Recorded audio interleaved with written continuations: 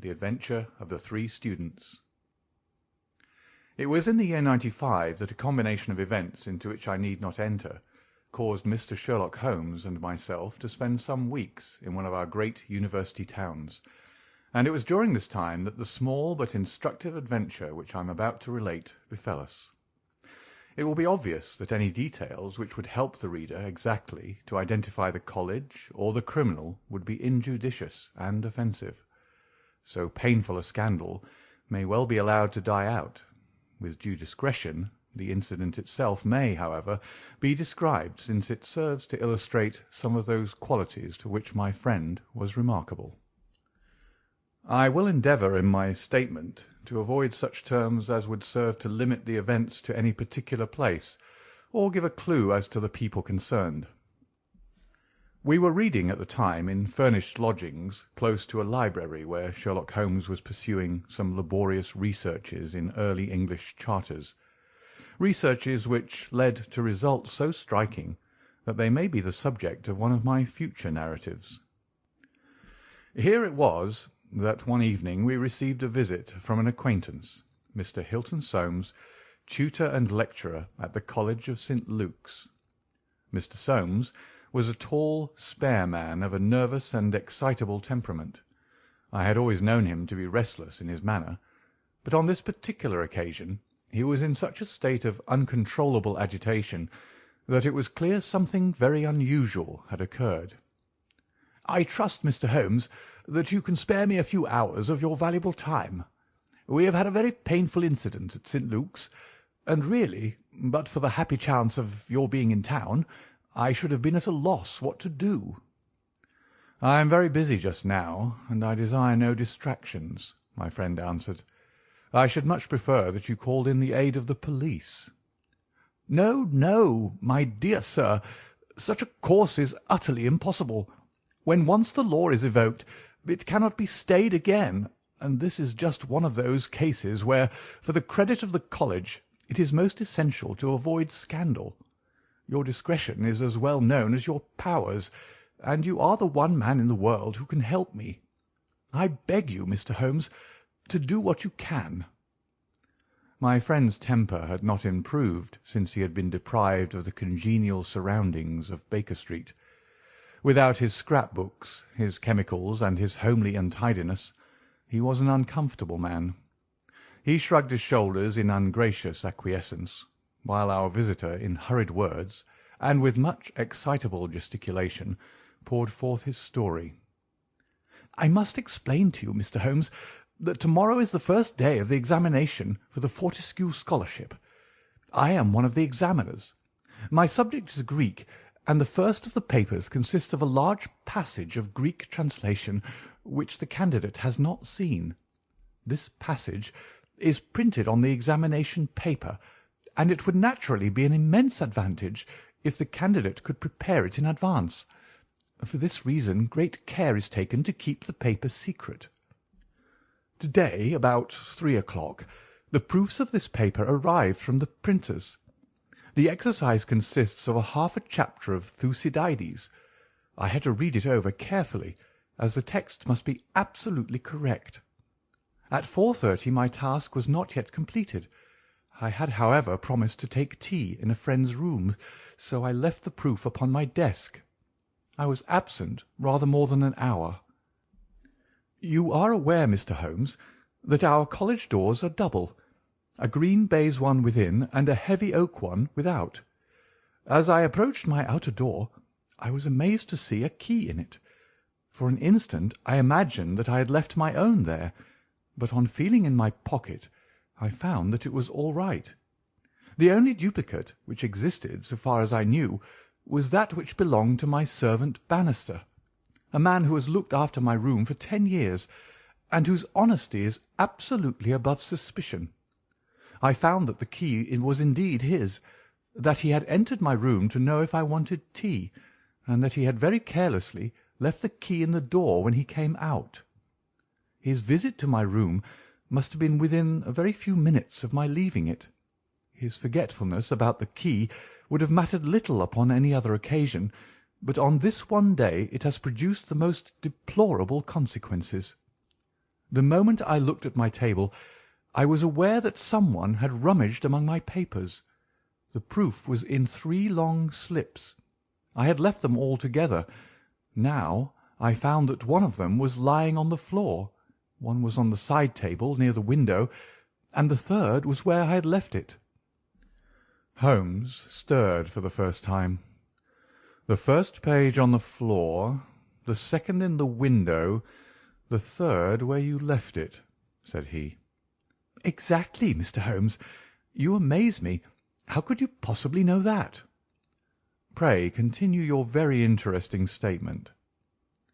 "For an instant I imagined that Bannister had taken the unpardonable liberty of examining my papers. He denied it, however, with the utmost earnestness, and I am convinced that he was speaking the truth.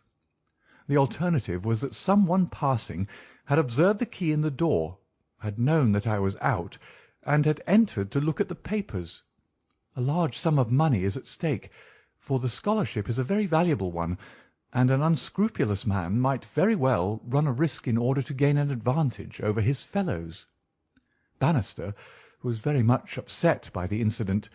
He had nearly fainted when we found that the papers had undoubtedly been tampered with. I gave him a little brandy, and left him collapsed in a chair, while I made a most careful examination of the room. I soon saw that the intruder had left other traces of his presence beside the rumpled papers. On the table in the window were several shreds from a pencil which had been sharpened. A broken tip of lead was lying there also. Evidently the rascal had copied the paper in a great hurry, had broken his pencil, and had been compelled to put a fresh point to it." "Excellent," said Holmes, who was recovering his good humour as his attention became more engrossed by the case. "Fortune has been your friend." "This was not all. I have a new writing table with a fine surface of red leather. I am prepared to swear, and so is Bannister, that it was smooth and unstained. Now I found a clean cut in it about 3 inches long, not a mere scratch, but a positive cut. Not only this, but on the table I found a small ball of black dough or clay, with specks of something which looks like sawdust in it. I am convinced that these marks were left by the man who rifled the papers. There were no footmarks and no other evidence as to his identity. I was at my wits' end when suddenly the happy thought occurred to me that you were in town, and I came straight round to put the matter into your hands. Do help me, Mr. Holmes. You see my dilemma. Either I must find the man, or else the examination must be postponed until fresh papers are prepared, and since this cannot be done without explanation, there will ensue a hideous scandal, which will throw a cloud not only on the college but on the university. Above all things, I desire to settle the matter quietly and discreetly."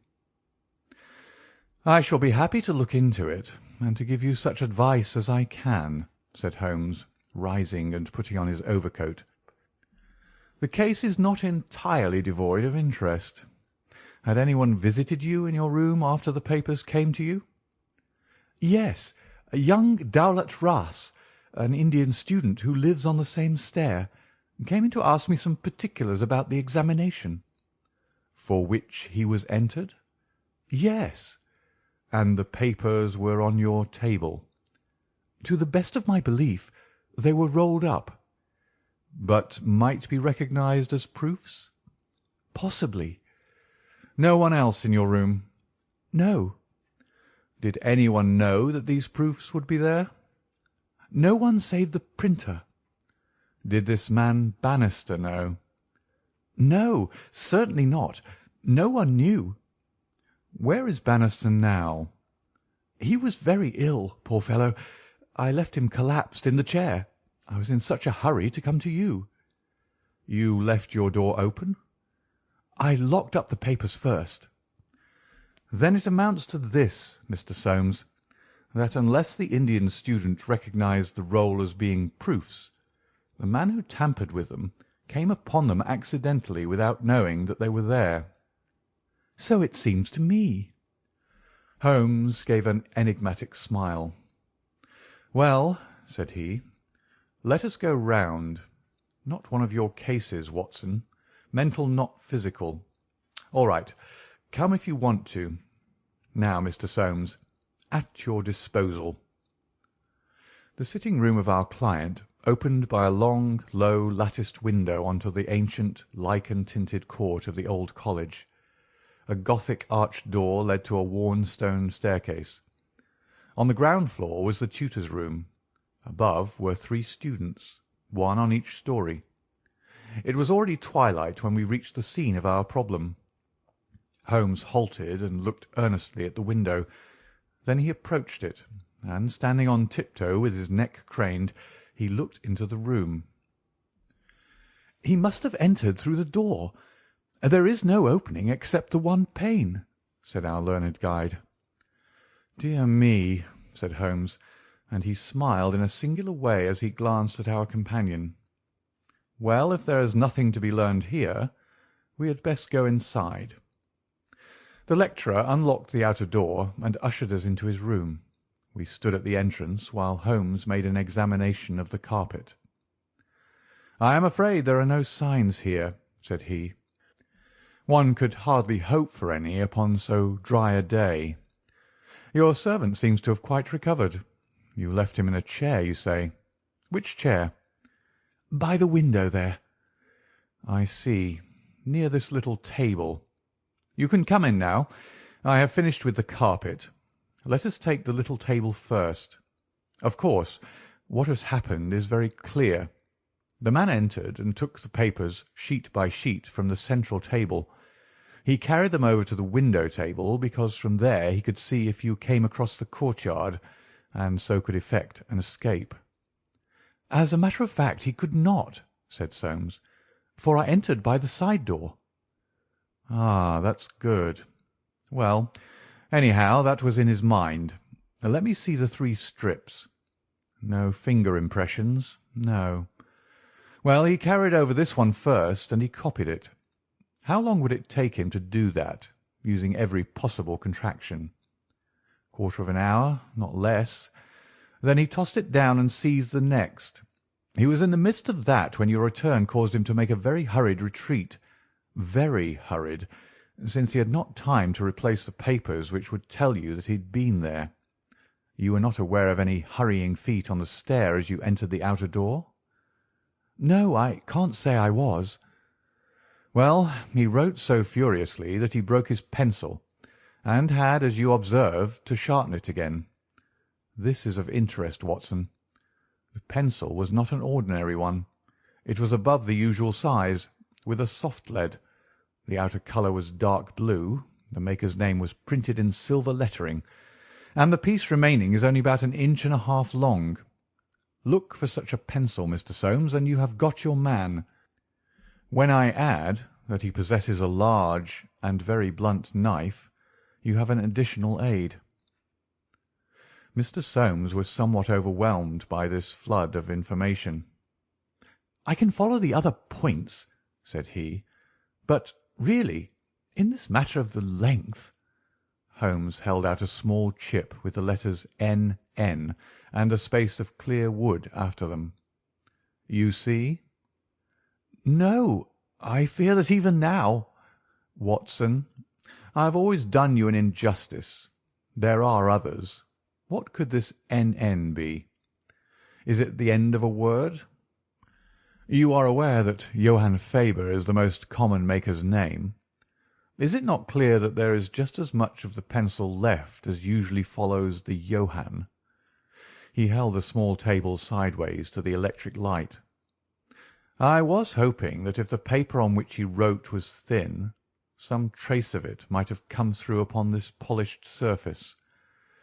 No, I see nothing. I don't think there is anything more to be learned here. Now for the central table. This small pellet is, I presume, the black doughy mass you spoke of. Roughly pyramidal in shape and hollowed out, I perceive. As you say, there appear to be grains of sawdust in it. Dear me, this is very interesting. And the cut, a positive tear, I see. It began with a thin scratch and ended in a jagged hole.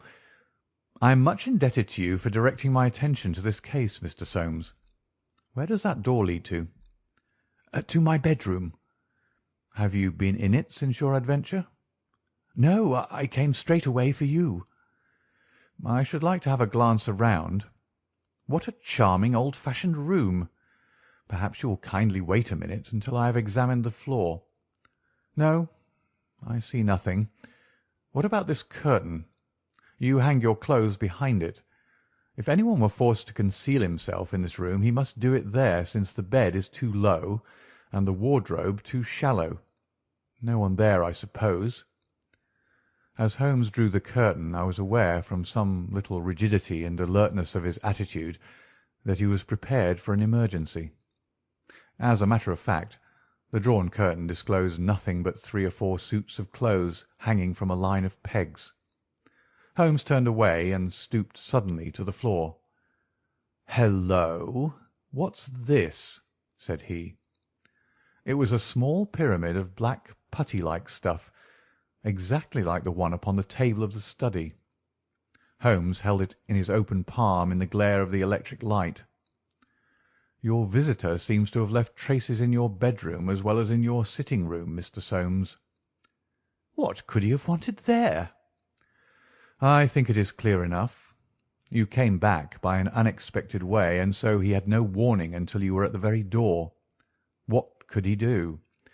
He caught up everything which would betray him, and he rushed into your bedroom to conceal himself." "Good gracious, Mr. Holmes! Do you mean to tell me that all the time I was talking to Bannister in this room we had the man prisoner if we had only known it?" "So I read it."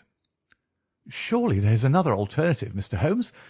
I don't know whether you observed my bedroom window."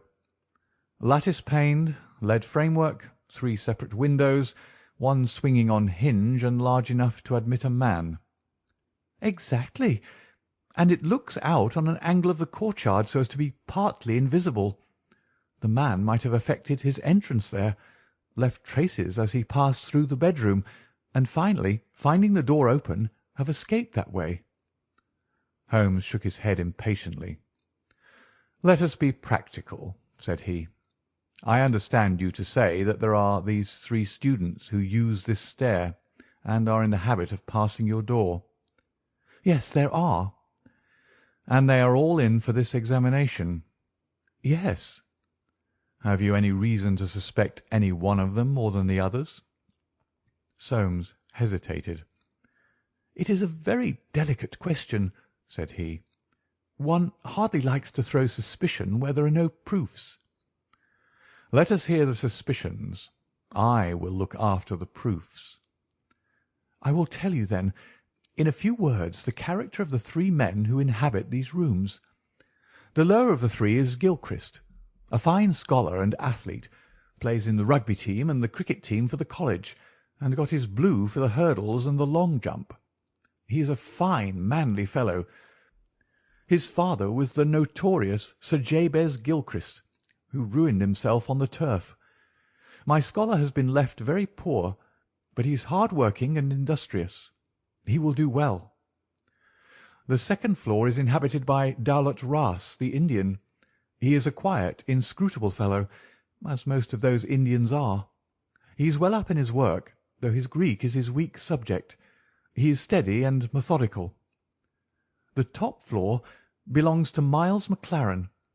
He is a brilliant fellow when he chooses to work, one of the brightest intellects of the university, but he is wayward, dissipated, and unprincipled. He was nearly expelled over a card scandal in his first year.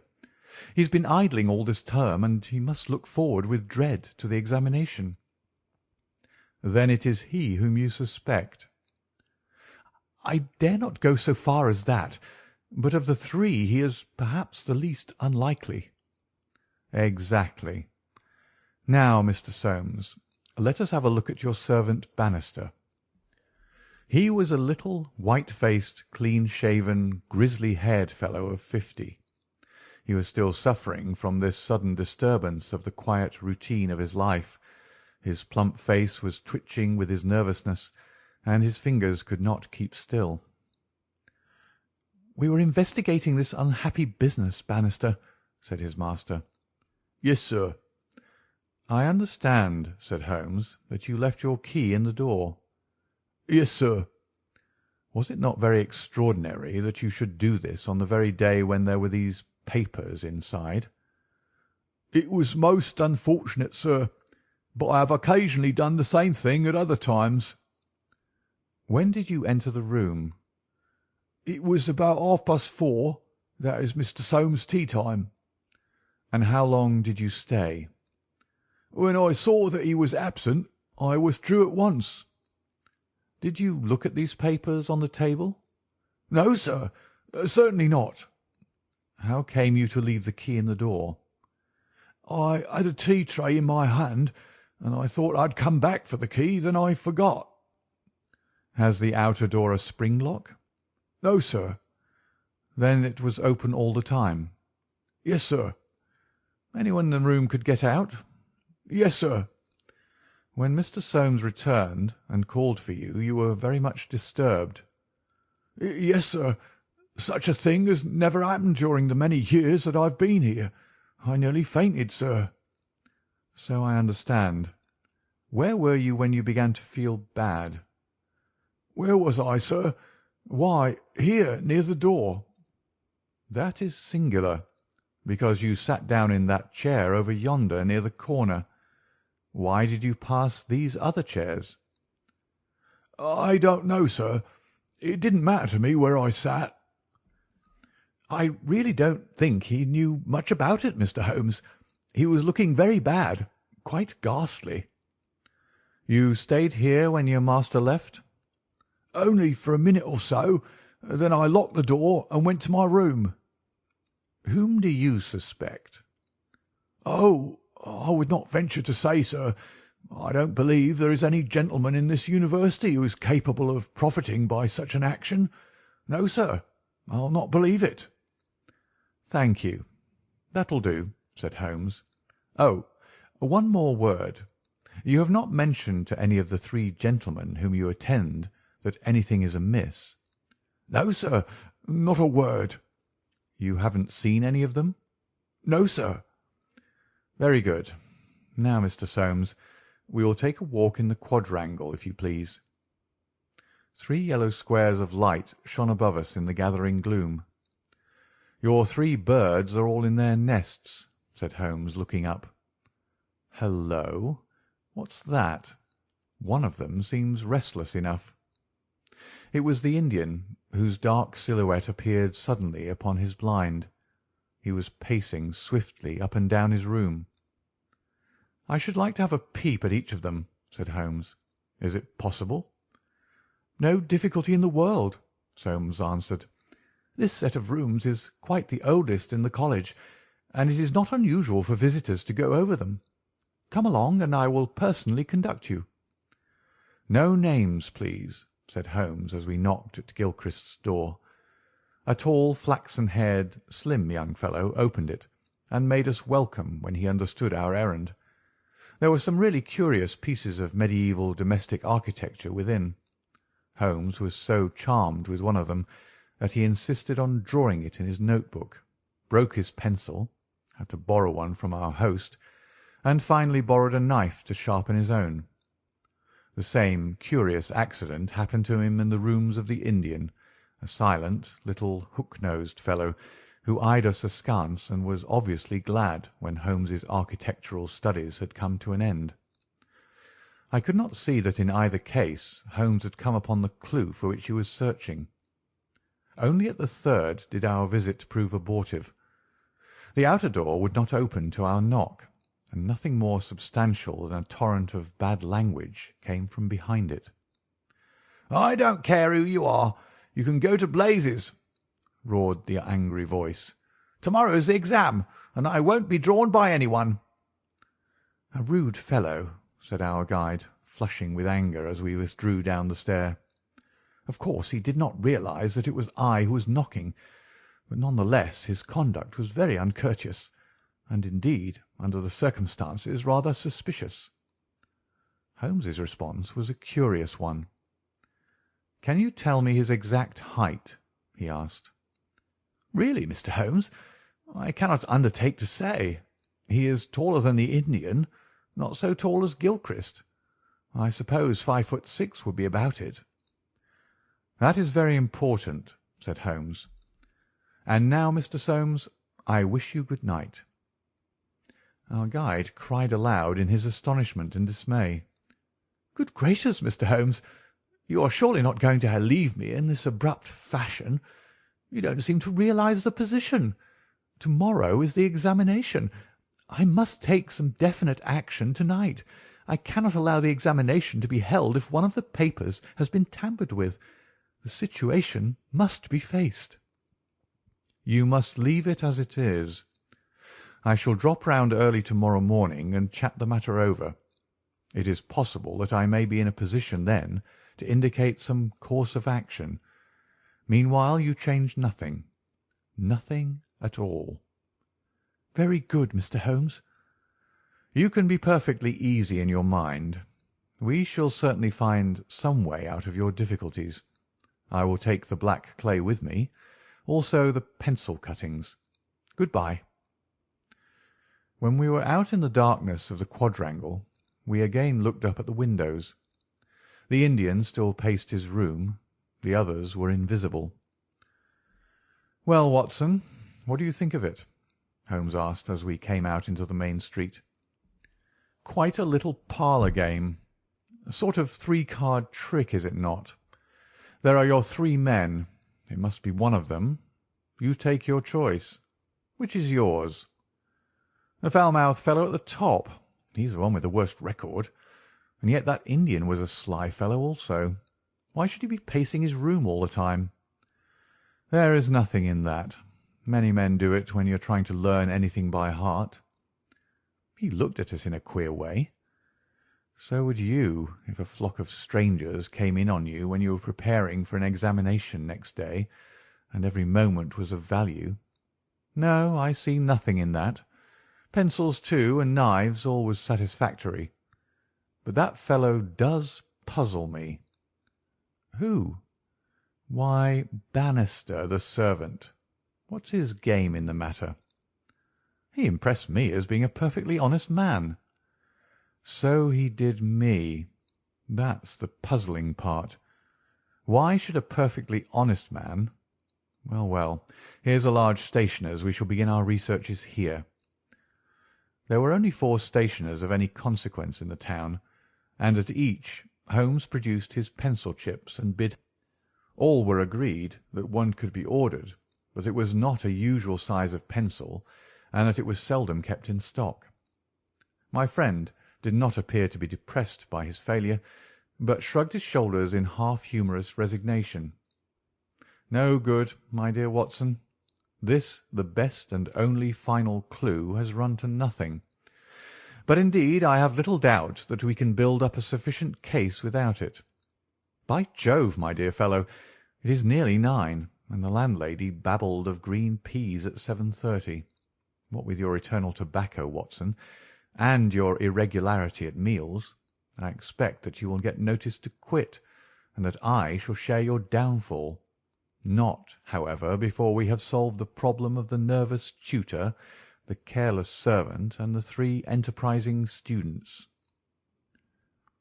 Holmes made no further allusion to the matter that day, though he sat lost in thought for a long time after our belated dinner. At 8 in the morning he came into my room just as I finished my toilet. "Well, Watson," said he, "it is time we went down to St. Luke's. Can you do without breakfast?" "Certainly." "Soames will be in a dreadful fidget until we are able to tell him something positive." "Have you anything positive to tell him?" "I think so." "You have formed a conclusion?" "Yes, my dear Watson. I have solved the mystery." "But what fresh evidence could you have got?" "Aha! It is not for nothing that I have turned myself out of bed at the untimely hour of 6. I've put in 2 hours' hard work, and covered at least 5 miles with something to show for it. Look at that." He held out his hand. On the palm were 3 little pyramids of black doughy clay. "Why, Holmes, you only had 2 yesterday." "And 1 more this morning. It is a fair argument that wherever number 3 came from is also the source of numbers 1 and 2. Eh, Watson? Well, come along and put friend Soames out of his pain." The unfortunate tutor was certainly in a state of pitiable agitation when we found him in his chambers. In a few hours the examination would commence, and he was still in the dilemma between making the facts public and allowing the culprit to compete for the valuable scholarship. He could hardly stand still, so great was his mental agitation, and he ran towards Holmes with 2 eager hands outstretched. "Thank heaven that you've come! I feared that you had given it up in despair. What am I to do? Shall the examination proceed?" "Yes, let it proceed by all means." "But this rascal?" "He shall not compete." "You know him?" "I think so. If this matter is not to become public, we must give ourselves certain powers and resolve ourselves into a small private court-martial. You there, if you please, Soames. Watson, you here. I'll take the armchair in the middle. I think that we're now sufficiently imposing to strike terror into a guilty breast. Kindly ring the bell." Bannister entered, and shrank back in evident surprise and fear at our judicial appearance. "You will kindly close the door," said Holmes. "Now, Bannister, will you please tell us the truth about yesterday's incident?" The man turned white to the roots of his hair. "I've told you everything, sir." "Nothing to add?" "Nothing at all, sir." "Well, then, I must make some suggestions to you.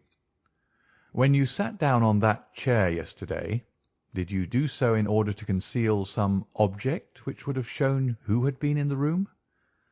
Bannister's face was ghastly. "No, sir, certainly not." "It is only a suggestion," said Holmes suavely. "I frankly admit that I am unable to prove it, but it seems probable enough, since the moment that Mr. Soames's back was turned, you released the man who was hiding in that bedroom." Bannister licked his dry lips. "There was no man, sir." "Ah, that's a pity, Bannister. Up to now you may have spoken the truth, but now I know that you have lied." The man's face set in sullen defiance. "There was no man, sir." "Come, come, Bannister." "No, sir, there was no one." "In that case you can give us no further information. Would you please remain in the room? Stand over there near the bedroom door. Now, Soames, I am going to ask you to have the great kindness to go up to the room of young Gilchrist and to ask him to step down into yours." An instant later the tutor returned, bringing with him the student. He was a fine figure of a man, tall, lithe, and agile, with a springy step and a pleasant, open face. His troubled blue eyes glanced at each of us, and finally rested with an expression of blank dismay upon Bannister in the farther corner. "Just close the door," said Holmes. "Now, Mr. Gilchrist, we are all quite alone here, and no one need ever know one word of what passes between us. We can be perfectly frank with each other. We want to know, Mr. Gilchrist, how you, an honourable man, ever came to commit such an action as that of yesterday." The unfortunate young man staggered back and cast a look full of horror and reproach at Bannister. "No, no, Mr. Gilchrist, sir, I never said a word, never one word," cried the servant. "No, but you have now," said Holmes. "Now, sir, you must see that after Bannister's words your position is hopeless, and that your only chance lies in a frank confession." For a moment Gilchrist, with upraised hand, tried to control his writhing features. The next he had thrown himself on his knees beside the table, and burying his face in his hands, he had burst into a storm of passionate sobbing. "Come, come," said Holmes kindly. "It is human to err, and at least no one can accuse you of being a callous criminal.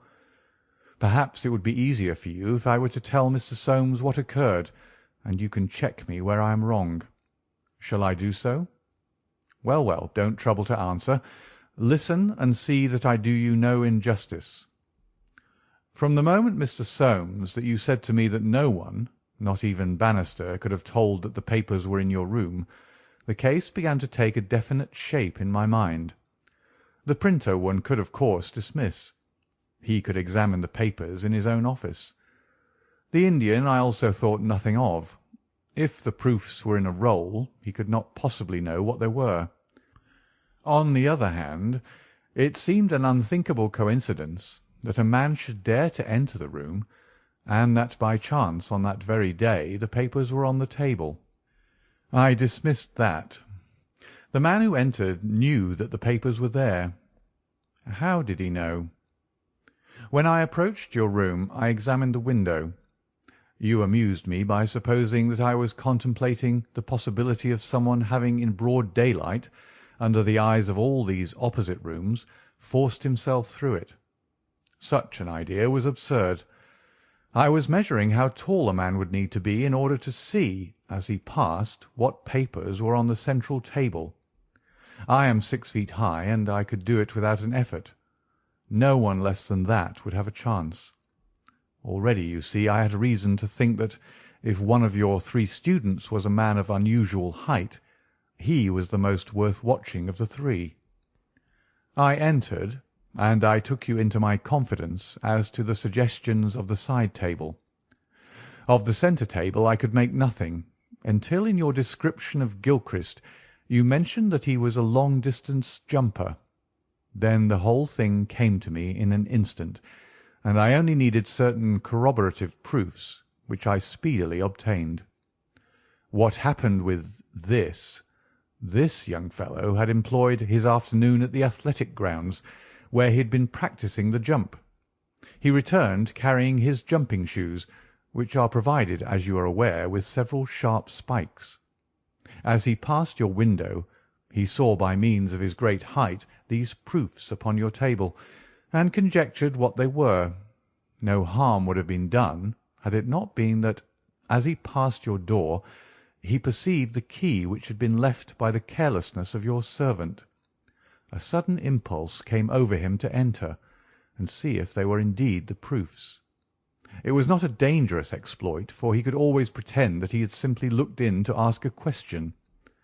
Well, when he saw that they were indeed the proofs, it was then that he yielded to temptation. He put his shoes on the table. What was it you put on that chair near the window? Gloves, said the young man. Holmes looked triumphantly at Bannister. He put his gloves on the chair, and he took the proofs, sheet by sheet, to copy them. He thought the tutor must return by the main gate, and that he would see him. As we know, he came back by the side gate. Suddenly he heard him at the very door. There was no possible escape. He forgot his gloves, but he caught up his shoes and darted into the bedroom. You observe that the scratch on that table is slight at one side, but deepens in the direction of the bedroom door. That in itself is enough to show us that the shoe had been drawn in that direction, and that the culprit had taken refuge there. The earth round the spike had been left on the table, and a second sample was loosened and fell into the bedroom. I may add that I walked out to the athletic grounds this morning, saw that tenacious black clay is used in the jumping pit, and carried away a specimen of it, together with some of the fine tan or sawdust which is strewn over it, to prevent the athlete from slipping. Have I told the truth, Mr. Gilchrist? The student had drawn himself erect. Yes, sir, it is true, said he. Good heavens! Have you nothing to add? Cried Soames. Yes, sir, I have, but the shock of this disgraceful exposure has bewildered me. I have a letter here, Mr. Soames, which I wrote to you early this morning, in the middle of a restless night. It was before I knew that my sin had found me out. Here it is, sir. You will see that I have said I have determined not to go in for the examination. I have been offered a commission in the Rhodesian police, and I am going out to South Africa at once. I am indeed pleased to hear that you did not intend to profit by your unfair advantage, said Soames. "But why did you change your purpose?" Gilchrist pointed to Bannister. "There is the man who set me in the right path," said he. "Come now, Bannister," said Holmes. "It will be clear to you from what I have said that only you could have let this young man out, since you were left in the room and must have locked the door when you went out. As to his escaping by that window, it was incredible. Can you not clear up the last point in this mystery, and tell us the reasons for your action?" "It was simple enough, sir. If you only had known, but with all your cleverness it was impossible that you could know. Time was, sir, when I was butler to old Sir Jabez Gilchrist, this young gentleman's father. When he was ruined I came to the college as servant, but I never forgot my old employer, because he was down in the world. I watched his son all I could for the sake of the old days. Well, sir, when I came into this room yesterday, when the alarm was given, the very first thing I saw was Mr. Gilchrist's tan gloves lying in that chair. I knew those gloves well, and I understood their message. If Mr. Soames saw them, the game was up. I flopped down into that chair, and nothing would budge me until Mr. Soames he went for you. Then out came my poor young master, whom I dandled on my knee, and confessed it all to me. Wasn't it natural, sir, that I should save him? And wasn't it natural also that I should try to speak to him as his dead father would have done, and make him understand that he could not profit by such a deed? Could you blame me, sir?" "No, indeed," said Holmes heartily, springing to his feet. "Well, Soames, I think we've cleared your little problem up, and our breakfast awaits us at home. Come, Watson. As to you, sir, I trust that a bright future awaits you in Rhodesia. For once you have fallen low. Let us see in the future how high you can rise." End of The Adventure of the Three Students.